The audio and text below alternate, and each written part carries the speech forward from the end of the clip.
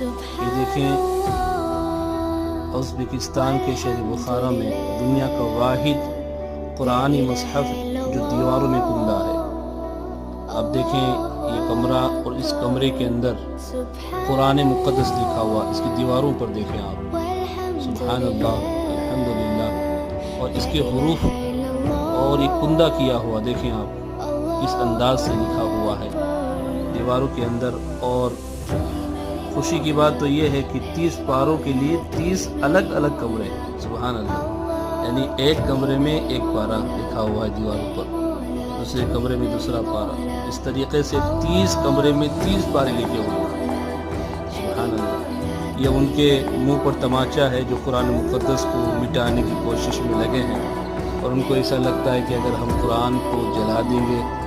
یا آیت کو ریموو کر دیں گے تو قرآن مٹ جائے گا۔